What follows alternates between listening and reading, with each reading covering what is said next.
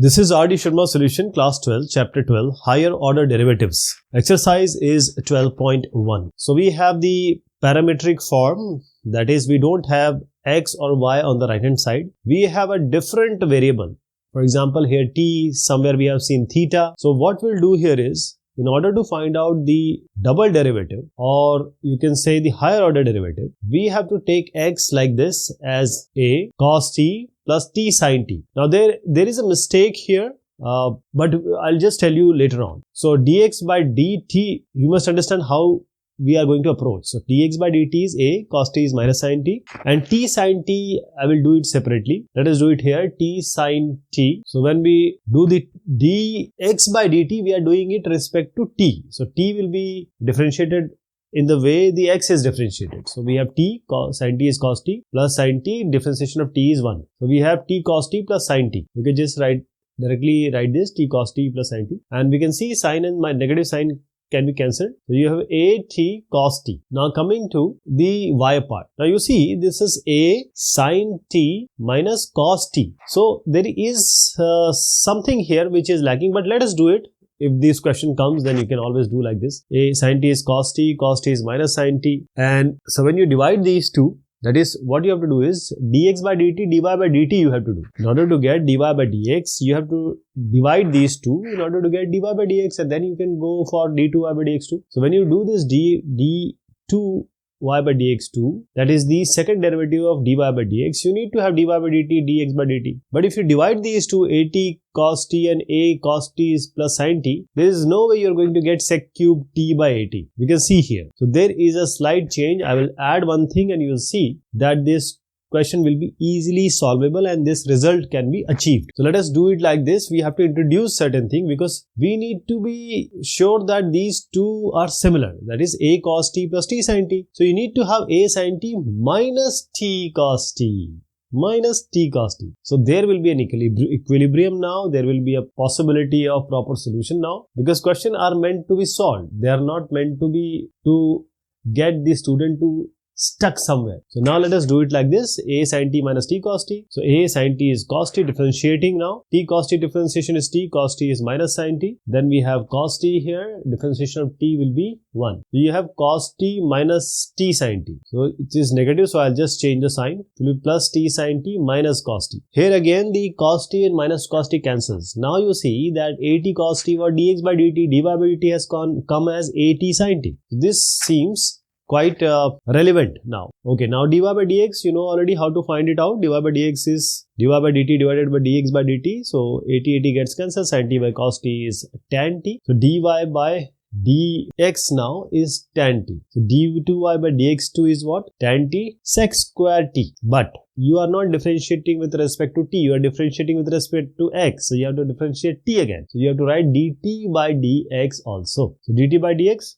but dx by dt already is with us. Dx by dt we have already computed as at cos t. So we have sec square t, dt by dx, that is at cos t has to be taken into the denominator. Finally you have sec square t, at cos t. This cos t, when it goes up, it will be sec cube t. So you have sec cube t in the numerator and a t in the denominator. The final answer we have got. It is between 0 and pi by 2. Sec cube t by 8. There is a slight change which I did in this question. It is t cos t. Y equals e raise x cos x. We have to prove that d2y by dx2 is 2 e raise x cos x plus pi by 2. So y is this thing, dy by dx will be ex, cos x will be minus sin x. Then we have cos x, e raise x will be e raise x. We have this. So then there is nothing we can do right now here. So we will just go for d2y by dx2. d2y by dx2, we have ex sin x. Differentiation of this separately, I'm doing the two terms separately, right? So ex sin x will be cos x. Then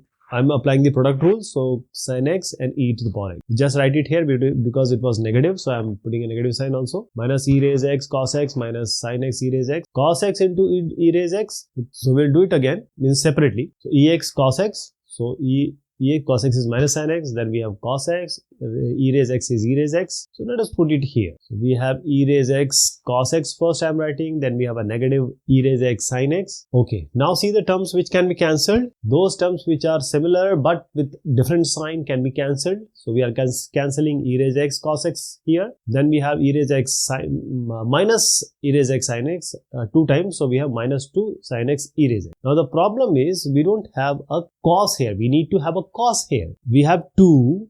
We have e raise x. So minus sin x has to be converted to cos x plus by 2. But by trigonometric discussions we had earlier, we know already that cos 90 plus theta is minus sin theta. So cos x plus pi by 2 is negative sin x. So it will be 2 e raise x cos x plus pi by 2 because cos 90 plus theta is minus sin theta.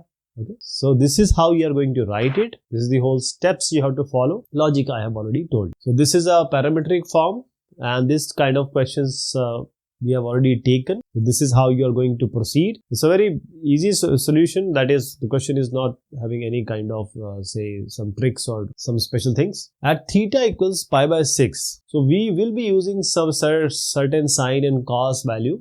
Pi by 6 is nothing but 30 degree. If you multiply it by 180 by pi, you will get it in degrees because pi by 6 is in radians. So when you multiply it by 180 by pi, you get 30 degree. And we are going to use this 30 degree sine and cos. That's why I presented you with the table also. Same thing we have to do. We'll do it in the way of parametric solution. We'll find out dx by d theta, then dy by d theta, then we'll divide them. That way we'll get dy by dx. Then we'll again differentiate it to find out d2y by dx. Okay, so x is equal to a 1 minus cos cube theta. So dx by d theta is a. This is 0. 1 is 0. Differentiation is minus. Cos cube theta can be considered as x to the power n. It will be n x to the power n minus 1 first of all. That is 3 cos square theta. As I said, x to the power n, differentiation is nx to the power n minus 1. So you'll get 3 cos square theta, and cos theta will be minus sin theta. You have to differentiate cos theta again. Finally, you will get 3 cos square theta, and you have a minus sin theta here. So minus you can take outside. So 3a sin theta cos square theta dx by d theta. Now dy by d theta. So what is y here? Y is equal to a sin cube theta. So dy by d theta will be a. Again,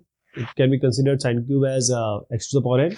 So 3 sin square theta, then sin theta differentiation will be cos theta. So 3a sin square theta cos theta or 3a cos theta sin square theta. First of all, we have to find out dy by dx. dy by dx will be, it will be dy by d theta divided by dx by d theta. So dy by d theta we have already found out. Let us divide dx by d theta.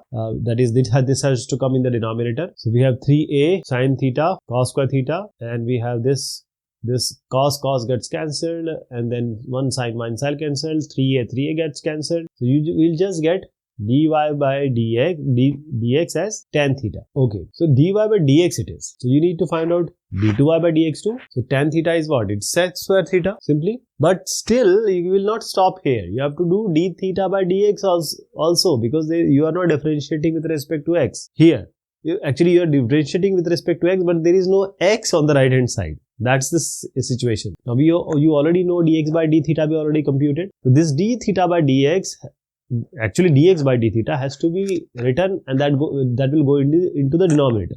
So you have sec square theta divided by 3a sin theta cos square theta here. So you have 3a sin theta cos square theta. Now cos square theta goes up. It will be sec square theta. You already have a sec square theta, so sec square theta will be sec to the power 4 theta. You have 3a sin theta in the denominator. Now sec raised 4 theta. What is sec 30 degree at pi by 6? At 30 degree we have to find out. So sec to the power 4 30 divided by 3a sin 30. Sec theta is 2 root 2 by 3, or if you are well versed with cos 30, that is root 3 by 2, you can take directly that. You have 2 by root 3 whole power 4, and you have this 3a. So 1 by 3, I am taking it outside. We have sin 30 degrees. Sin 30 degrees is simply 1 by 2. So this 2 to the power 4, 2 is also in the denominator. It goes up. So 2 to the power 5 it will be. So 2 to the power 5 divided by root 3 to the power 4. 2 to the power 5 is 32. Root 3 to the power 4 is what? Root 3 into root 3 into root 3 into root 3. Root 3 square is 3. Root 3 square is 3. 3 into 3 is 9. So you get 32. This is 3 already. So 9 3s are 27. So you have 32 by 27, and you have a in the denominator. So this is what we wanted, and this is what we achieved. So if you are really writing it in your copy and or writing in your exam, then this is the way you have to go about. Next one is again the parametric form. This question, I hope you have a better idea now. You already seen that how to work along with this, but if you want, we can go ahead with the solution. And if those who have already understood, they can just go forward. But we'll do this one. X is equal to a theta plus sine theta. Dx by d theta will be a theta will be 1. Theta is of course considered as x here, plus cos theta. Now dy by d theta we have to find. So y is already given as a 1 plus cos theta. A 1 will be 0. Cos theta is minus sine theta. You will get minus sine theta here. You have minus a sine theta. So this dy by d theta also we have got. Now dy by dx, in order to find out, you have to find out dy by d theta divided by dx by d theta. You have to divide these two. So you have to divide this a 1 plus cos theta here. So minus a sine theta will be numerator, a 1 plus cos theta in the denominator. Okay. Now this next thing is you can solve it, because ultimately you have to find out d2 over dx2. This is just we have cancelled a. So minus sine theta 1 plus cos theta. So we have to find out d2y by dx2. We will find out in the normal fashion, but we have to once again write this d theta by dx, and that will be coming from the second line which you see here. So I'm just differentiating it using the quotient rule, and this you already know, 1 plus cos theta square in the denominator. First we'll take 1 plus cos theta, sine theta will be cos theta, then we have sine theta, and 1 plus cos theta differentiation is 0 minus sine theta, that is the sign will be like this, because in the quotient rule, in the numerator, between the two terms, negative sign comes. You have to be very careful about this, because the sign changes all the solution, because sign has to be properly seen. So what will be the result here? You will get something here. See, sine theta is the differentiation of this minus sine theta is the differentiation of 1 plus cos theta. But sine theta is already there in the numerator. So you will have a sine and sine as the second term. So you have minus cos theta, minus cos square theta, and then we have minus sine square theta. How does this minus sine square theta come? Because 1 plus cos theta differentiation is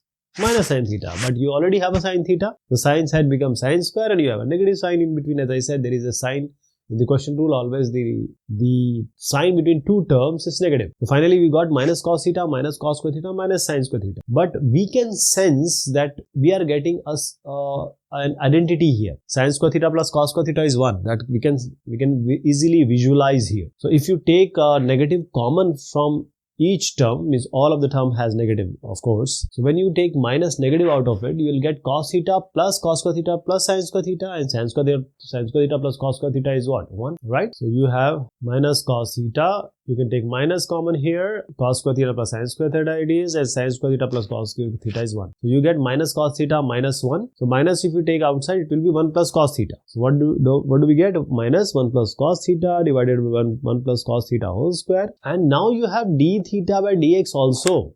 Because as I said, dy by dx is not we are not differentiating the right hand side with respect to theta, it is with respect to x. Or since we have no x on the right hand side, you have to write d theta by dx. So finally you have minus 1 by a 1 plus cos theta whole square. Okay. So what can we do here? There is no cos on the right hand side of d2 by dx2. We already computed d2 by dx2. So we will get it from y. Y is what? It is a 1 plus cos theta. Y is a 1 plus cos theta. In the denominator, if I multiply a in numerator denominator, you will get a square 1 plus cos square theta. But a 1 plus cos theta is already y. So a square 1 plus cos square theta will be y square. So in place of a square 1 plus cos square theta, you can write y square. So you will get minus a divided by y square. So I am suggesting from y we can get y square, and you get minus a by y square. Okay, this is also a question which is quite similar to this one. So we have x equals a theta minus sine theta. Dx by d theta will be a, theta will be 1, sine theta will be cos theta. This is dx by d theta. What is dy by d theta? You know already y is given here, a 1 plus cos theta. So I am differentiating directly. A 1 is 0 and cos theta will be minus sine theta. Now this is minus a sine theta. So in order to get dy by dx, you need dy by d theta divided by dx by d theta. So this gets cancelled. You have minus sine theta divided by 1 minus cos theta. This is dy by dx. This question we have already done just now.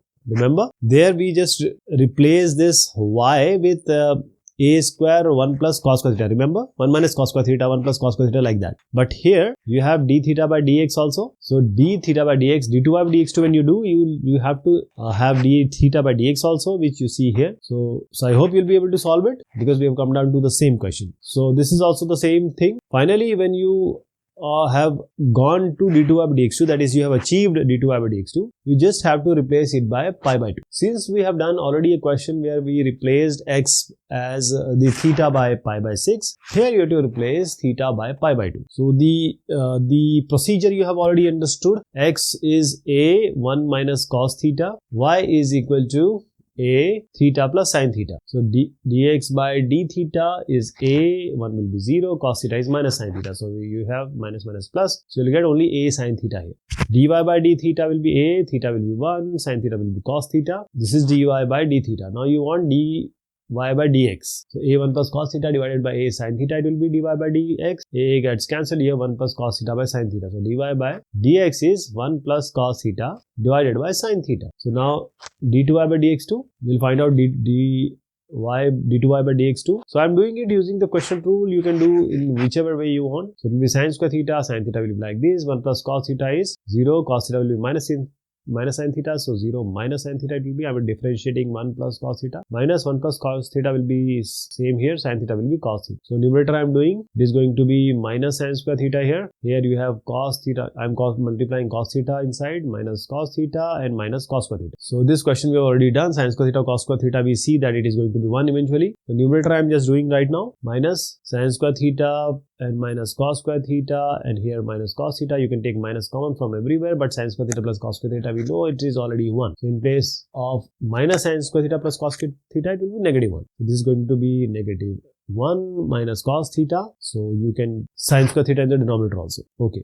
Now there is one thing. See, when we differentiated it dy by dx2, we have done the d2 by dx2. But still we have d theta by dx, because we are differentiating with respect to x, not with respect to theta. Hope you got the idea. So d theta by dx, it will be d theta by dx is a sin theta. So what do you get? Minus 1 plus cos theta. I've just taken minus common from the numerator. Sin theta, and a sin theta was in the denominator. You will get a sin square theta. So you have sin theta already, and then d theta by dx, or you can say dx by d theta is a sin theta, denominator a square sin square theta. So a sin cube theta, sin square theta into sin theta will be sin cube theta. So let us see. Remember, cos 0 is 1, so cos pi by 2 will be 0. Similarly, so just put this cos pi by 2 as 0 here. So 1 plus 0, a. And you know sin pi by 2 is 1. Sin 0 is 0 and sin pi by 2 is 1. So you get in sin cube theta, you just replace it by 1 cube. So you have minus 1 by a. Minus 1 by a is the answer. See, okay. So this question is also almost similar to the question we have been doing just now. 2-3 questions we have already covered. Same thing you have to do. I hope you'll be able to solve it. Replace finally by theta equals pi by 2. This question we are going to take in the next discussion. Till then, thank you so much and take care of yourself.